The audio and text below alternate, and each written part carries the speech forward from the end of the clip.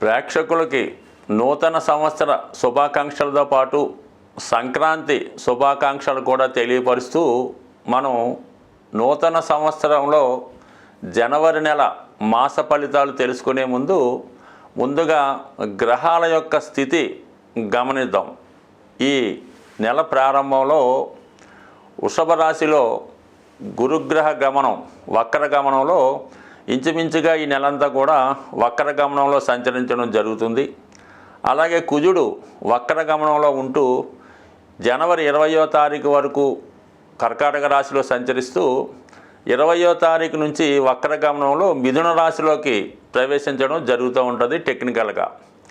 అలాగే 6వ స్థానంలో కేతుగ్రహం, అష్టమ స్థానంలో మరి బుధగ్రహం అంటే వృశ్చిక రాశిలో బుధుడు సంచరిస్తూ జనవరి 4వ తారీఖున ధనుసు రాశిలోకి ప్రవేశించడం జరుగుతూ ఉంటుంది.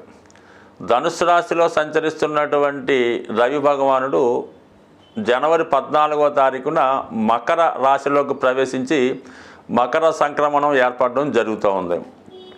కుంభరాశిలో శని భగవానుడు శుక్రుడు కలిసి సంచరించడం జరుగుతుంది. అలాగే మరి మీనరాశిలో రాహు గ్రహం సంచరించడం జరుగుతుంది. ఇది ఈ వార గ్రహస్థితి. ఈ రాశుల యొక్క స్థితి గమనించినప్పుడు చాలా వరకు గ్రహాలు మంచి మిత్రస్థానాల్లోనూ ఉండడం వల్ల గ్రహాలు వారి వారి రాశిని బట్టి అనుకూల ప్రతికూల పరిస్థితులు ఇవ్వడం జరుగుతుంటుంది. అది వ్యక్తిగతంగా ఏ రాశికి ఆ రాశికి తెలుసుకున్నప్పుడు ఏ గ్రహం ఏ ఫలితం ఇస్తుందో అన్నది కొంత డీటెయిల్గా తెలుసుకుందాం. కానీ ప్రస్తుత గ్రహస్థితి ఈ విధంగా ఉండడం జరుగుతుంది. స్వస్తి. సో ఇప్పుడు ఉన్నటువంటి ఈ గ్రహస్థితి మిగతా రాశుల వారి మీద అంటే ద్వాదశ రాశుల మీద ఏ విధమైన ప్రభావం చూపుతుందన్న విషయాన్ని మనం వివరంగా ఒక్కొక్క వీడియోలో తెలుసుకునే ప్రయత్నం చేద్దాం. 2025వ సంవత్సరంలోకి మనం ప్రవేశించబోతున్నాం.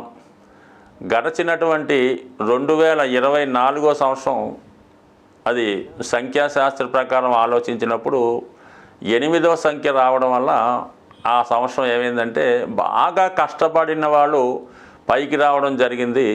అశ్రద్ధతో ఉన్నవాళ్ళు చాలా పతనం కూడా చెందడం జరిగింది. ఏదైనా ఆశించిన అభివృద్ధి చాలామందికి రాలేదు.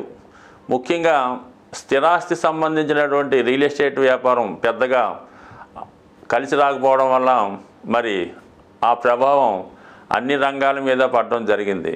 దానికి వ్యతిరేకంగా మనం ఇప్పుడు 2025వ సంవత్సరంలోకి ప్రవేశిస్తున్నాం. ఇది టోటల్ 9 రావడం వల్ల చాలా వరకు ఈ రియల్ ఎస్టేట్ వ్యాపారం భూముల యొక్క విలువ ఎక్కువగా పెరగడం వల్ల దాంతోపాటు అన్ని రంగాల్లోకి ధనం ఇన్వెస్ట్మెంట్ చేయడం వల్ల అటు వ్యాపార అభివృద్ధి జరుగుతుంది, పారిశ్రామిక రంగం అభివృద్ధి చెందుతుంది, ఈ మోటార్ ఫీల్డ్ కూడా అభివృద్ధి చెందడం వల్ల అన్ని విషయాలు కూడా అనుకూలంగా ఉంటుంది. అలాగే చివరి సంఖ్య 5 రావడం వల్ల ఏంటంటే వ్యాపార వర్గం వాళ్ళకి బాగుంటుంది, మేధా వర్గం వారికి అనుకూలంగా ఉండే అవకాశం ఉంది. కాబట్టి చాలా వరకు గడిచిన సంవత్సరం కన్నా ఈ సంవత్సరం ఫలితాలు అన్ని రాశుల వారికి చాలా వరకు శుభకరంగా ఉంటుంది. ఏదో ఒక కొత్త ఆదాయం కూడా ఏర్పడే అవకాశం ఉంది. కానీ మరి 2025 అందరికీ శుభంగా ఉండాలంటే ముఖ్యంగా ఈ నెలలో ఏర్పడుతున్నటువంటి మకర సంక్రాంతి అంటే సూర్యుడు ప్రతి నెల ఒక రాశి మారడం అనేది జరుగుతూ ఉంటుంది. మరి ఈ నెలలో మరి మకర రాశిలోకి ప్రవేశించడం చాలా వరకు ఇది మకర సంక్రమణం అంటారు. మరి ఆ రోజు అంటే చాలా వరకు తెలుగు వారందరూ కూడా పాటిస్తుంటారు. అందరూ కూడా విధి విధానంగా సాంప్రదాయంగా పాటిస్తూ ఏదైనా ఒక సూర్య దేవాలయానికి కానీ హనుమాన్ టెంపుల్ కానీ రామాలయానికి కానీ దర్శించి విధి విధానంగా పూజ చేయడం, ఆ రోజు మీ పెద్దవారి యొక్క పేరుతో అంటే మీకు ఎవరైతే మీ జన్మ కారణం అయ్యారో మీ యొక్క ఇంటి పేరుతో ఉన్న వాళ్ళకి ఏదో విధంగా మరి వారి పేరుతో ఆ గుడిలో ఉన్నవారికి కొంత డొనేట్ చేయడం వల్ల కానీ అన్నదానం చేయడం వల్ల కానీ మీ యొక్క జాతకంలో ఉన్నటువంటి దోషాలు సంపూర్ణంగా తొలగిపోయే అవకాశం ఉంది. మరీ ముఖ్యంగా ఏదన్నా గోవుకి ఏదైనా మంచి ఆహారం పెట్టడం కానీ నానబెట్టిన గోధుమలు బెల్లం పెట్టడం వల్ల కానీ గోవుకి సేవ చేయడం వల్ల కూడా అంటే మనకి పర్టికులర్గా ఈ 14, 15, 16 తారీఖులో ఈ విధమైన పుణ్య కార్యక్రమాల్లో పాల్గొని పెద్దవారి పేరుతో మీకు ఇటువంటివి డొనేట్ చేయడం వల్ల పితృదేవతల యొక్క సంతోషంతో మీరు ఖచ్చితంగా రాబోయే సంవత్సరం ఆనందంగా గడిపే అవకాశం ఉంటుంది. స్వస్తి. శ్రీమాత్రే నమ. జై గురు దత్తాత్రేయ నమ. ఈ వీడియోలో మనం మకర రాశి వారికి జనవరి నెల 2025 సంవత్సర ఫలితాలు తెలుసుకుందాం. మకర రాశి వారికి చాలా వరకు ఈ నెల ప్రారంభంలో ఒక శుభయోగం ఒకటి ఏర్పడింది. ధనస్థానంలో శనిగ్రహంతో పాటు శుక్రగ్రహం కూడా ప్రవేశించడం అన్నది ఒక విధంగా జాతకుడు కుటుంబంలో ఉన్నటువంటి ఆర్థిక సమస్యలు కానీ వ్యక్తిగత సమస్యలు కానీ పరిష్కరించే విధంగా ఈ గ్రహస్థితి చెప్పడం జరుగుతూ ఉంటుంది. ఎవరైతే ఈ రాశిలో ఉన్నటువంటి వాళ్ళు ఉద్యోగ ప్రయత్నాలు చేస్తున్నారో వాళ్ళకి ఉద్యోగ ప్రయత్నం ఫలించే అవకాశం ఉంది. అది ముఖ్యంగా ఈ రాశిలో ఉన్నటువంటి స్త్రీలకి ఎక్కువ అవకాశాలు రావడం జరుగుతూ ఉంటుంది.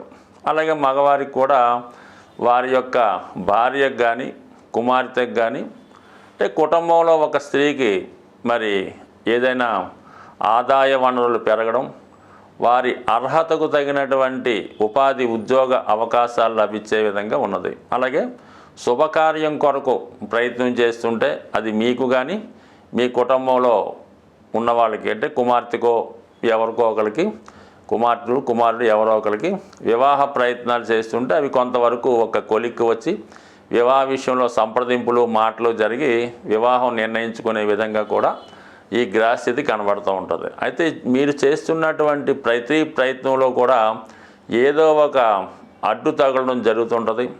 ఏదో ఒక టెక్నికల్ ప్రాబ్లం రావడం వల్ల ముఖ్యమైన కార్యక్రమాలు చాలా వరకు వాయిదా పడే సూచనలు ఉన్నాయి. ఈ రాశి వారికి ఈ వార ప్రారంభంలో చాలా వరకు 12వ స్థానంలో రవిగ్రహ సంచారం ఏదో ఒక బాధ్యత మీకు కనబడుతూ ఉంటుంది. అది వ్యక్తిగతంగా మీరు ప్రభుత్వానికి చెల్లించినటువంటి GST, sale tax, income tax లాంటివి అవ్వచ్చు.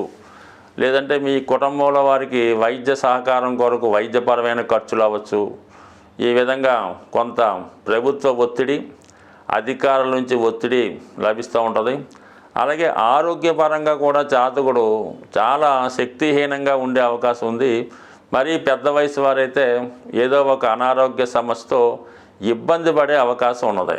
అంటే ఎంత పని చేద్దామన్నా కూడా ఏ కార్యక్రమం చేద్దామన్నా కూడా చేయలేనటువంటి స్థితి కనబడుతూ ఉంటుంది. దానివల్ల ఏంటంటే జాతకుడు కొంత ఓర్పుతో సహనంతో వ్యవహరించడం మంచిది.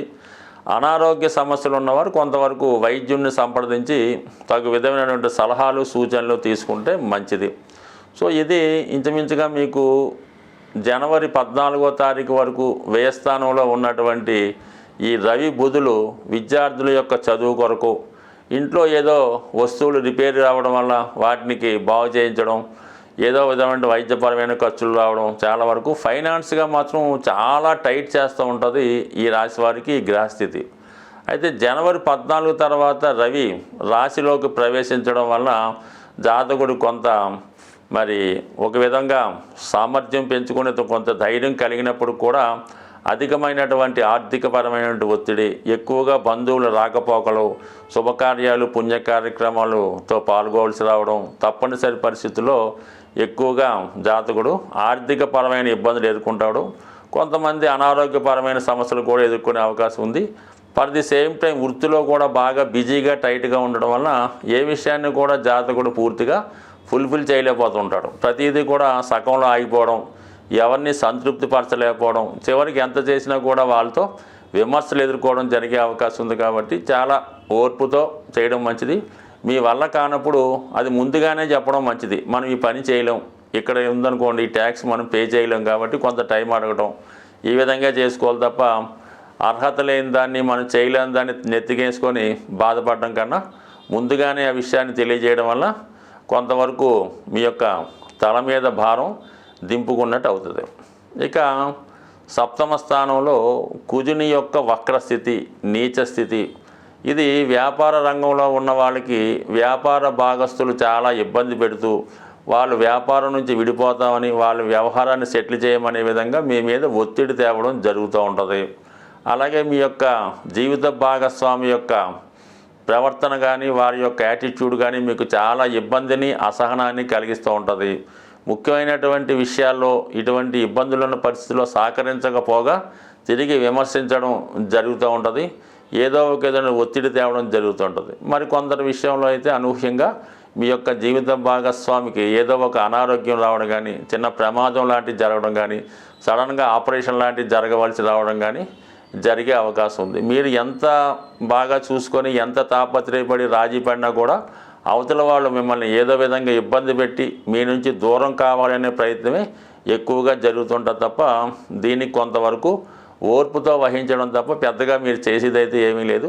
అయితే మరి జనవరి 20వ తారీఖు తర్వాత కొంతవరకు సప్తమ భావంలో ఉన్నటువంటి ఈ వక్ర కుజుడు వక్ర గమనంతో 6వ స్థానంలోకి వెళ్ళడం వల్ల కొంతవరకు మీ మీద ఒత్తిడి తగ్గుతుంది. ఏదైనా కొంత పరిస్థితులు అనుకూలించి మీ యొక్క చేతిలోకి అధికారం వచ్చే విధంగా ఉంటుంది. అది కొన్ని రోజుల పాటు ఈ సమస్యను ప్రత్యేకంగా సాల్వ్ చేసుకోవడం, అలాగే ఏదైనా కోర్టు సమస్య కానీ ఆర్థిక లావాదేవీల్లో పెద్ద మనుషుల ఒప్పందంలో ఉంటే అది కొంతవరకు రాజీ మార్గం ద్వారా కొన్నాళ్ళ పాటు ఆ ఒత్తిడి ఆగే అవకాశం ఉంది. మీరు చాలా వరకు దాన్ని ఏదో విధంగా ఫుల్ఫిల్ చేసే అవకాశం ఉంటుంది. అలాగే ఏంటంటే మీరు ఏదైనా స్థిరాస్తి అమ్మే విషయంలో కానీ, అలాగే ఏదైనా పెళ్లి ప్రయత్నంలో కానీ ఏదో ఒక ఇబ్బంది ఎదుర్కోవడం జరుగుతూ ఉంటుంది. ఏదన్నా చాలా ఓర్పుతో సహనంతో వ్యవహరించడం మంచిది.